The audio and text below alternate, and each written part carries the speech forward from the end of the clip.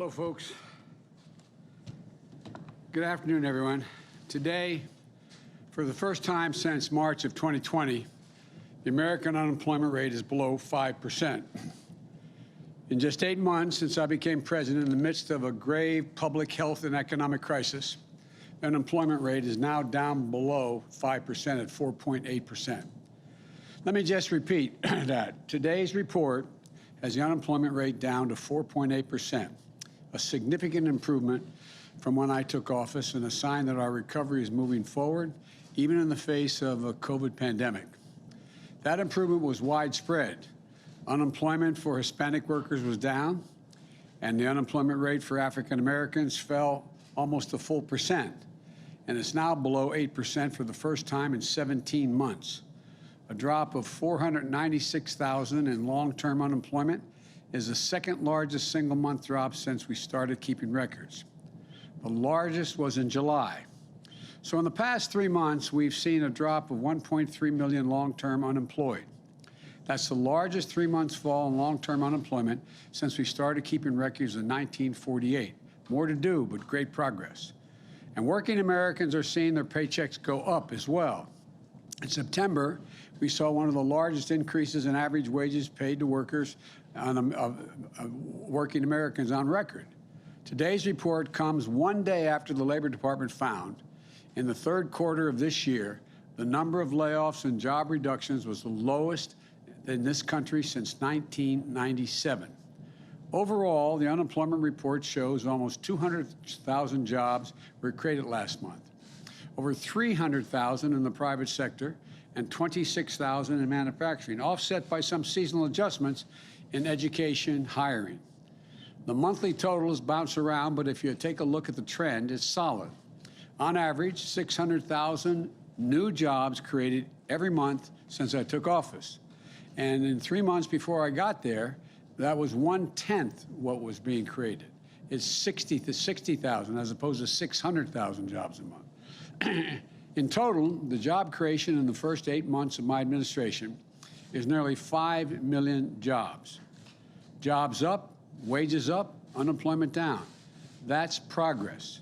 And it's a tribute to the hard work and resilience of the American people who are battling through this pandemic, working to keep their businesses afloat.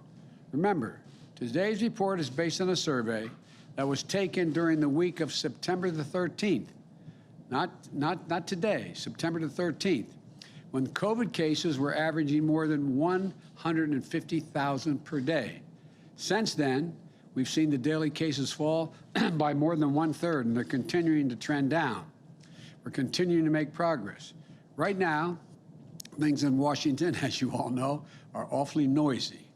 Turn on the news, and every conversation is a confrontation. Every disagreement is a crisis.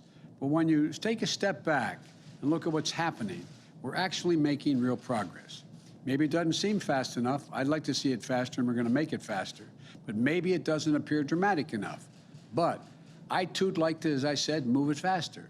We're making consistent, steady progress, though. And thanks to bipartisan agreements, we're making progress on funding the government and raising the debt limit, so people continue to get their Social Security checks, the military continues to get paid, and so much more. We're making real progress on COVID-19 as well. More than 186 million Americans are now fully vaccinated. More than 75% of eligible Americans have gotten at least one shot. And COVID cases are down 40% in the past month. Hospitalizations are down over 25%. In July, when I announced the first vaccination requirement, about 95 million eligible Americans still had not been vaccinated. Today, we reduced that from 95 to 67 million eligible Americans that haven't been vaccinated. That's still much too much. There's more work to do, including getting more people vaccinated. But we continue to make progress. And the American Rescue Plan, which we passed shortly after I was elected, we've made progress providing rent and mortgage relief to help keep roofs over people's heads. We provided checks in pockets and other benefits so families can put food on the table for their families.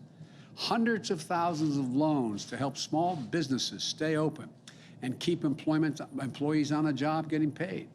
Today, towns and cities and states that were at risk of losing hundreds of thousands of jobs before because they didn't have the budget to pay, we helped make their payroll for them so they could keep teachers, police officers, firefighters, essential workers on the job, helping schools stay open with the equipment and resources needed to keep students and educators safe.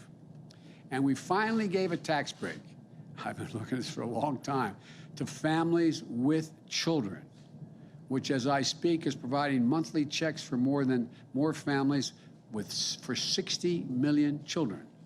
$300 per month for every child under the age of 7, $250 per month for every child under the age of 17. Keeping the tax cut, it's a tax cut for these people, and cutting child poverty nearly in half, over 40%. We're making progress protecting our air and water as well and our natural lands. Much more to do. And I'll have more to say about that later today. The jobs numbers also remind us that we have important work ahead of us and important investments we need to make. America is still the largest economy in the world. We still have the most productive workers and the most innovative minds in the world. But we risk losing our edge as a nation if we don't move. Our infrastructure used to be the best in the world.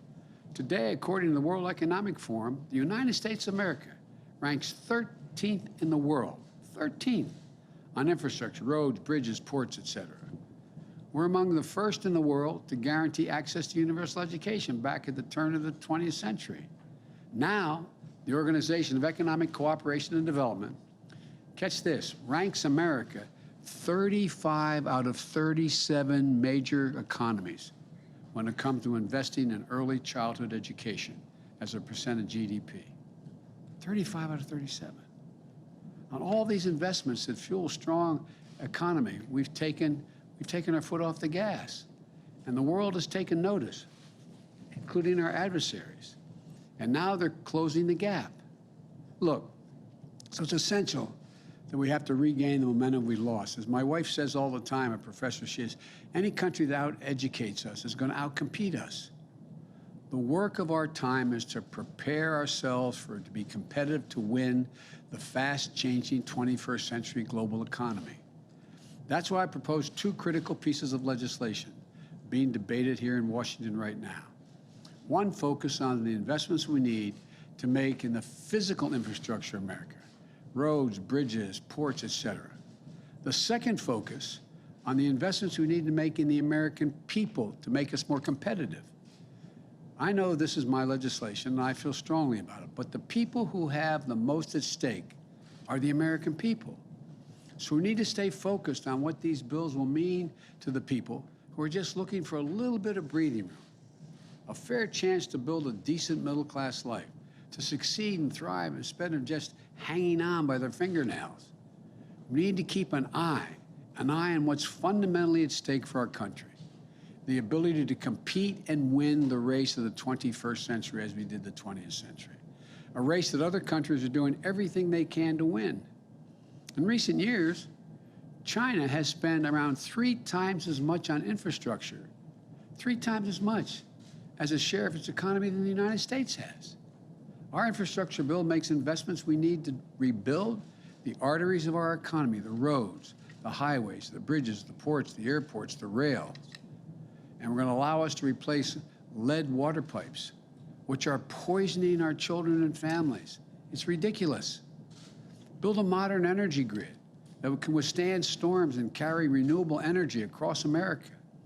Make high-speed internet affordable and available to everywhere in America, and create good union jobs in the process of putting that together.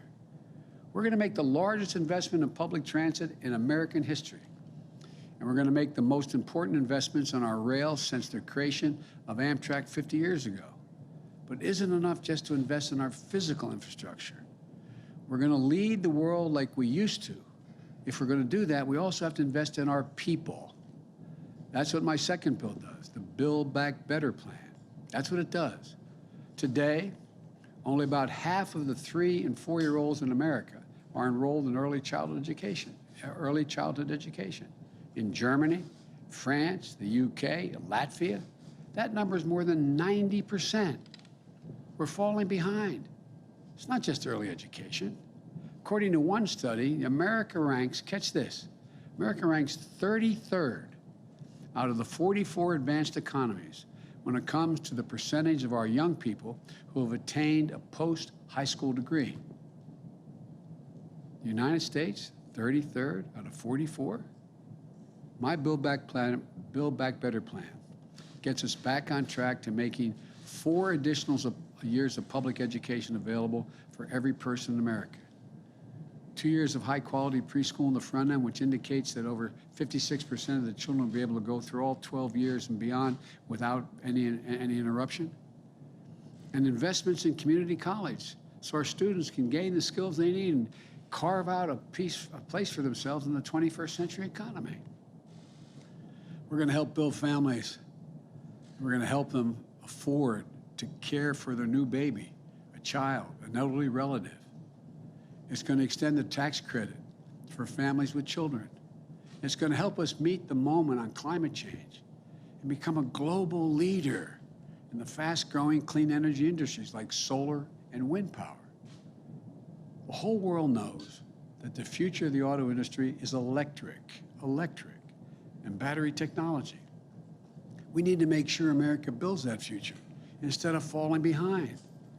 We should build those vehicles and the batteries that go into them and the charging stations they're going to need, the 500,000 we're going to build across America. Here in the United States, we should be doing this. And look, if we get this done, we're going to breathe new life into our economy and our workforce, and we're going to breathe cleaner air at the same time. These are the kinds of investments that will get America back in the game and give our workers a chance, a fighting chance. Economists left, right, and center agree. Earlier this year, Moody's on Wall Street projected that the investments in these bills will bring us a higher GDP and additional 2 million jobs per year and lower unemployment. These bills are not about left versus right, or modern versus progressive, or anything else that pits Americans against one another. These bills are about competitiveness versus complacency. Competitiveness versus complacency. Opportunity versus decay. They're about leading the world, or whether we're going to let the world pass us by. The American people understand what's at stake here. They understand that when workers and families have a better shot, America has a better shot. Given half a chance, the American people have never, ever let their country down. Today, we receive more evidence of the progress we're making. And I know we can make a lot more in the days ahead. I want to thank you, and God bless you all, and may God protect our troops. Thank you very much.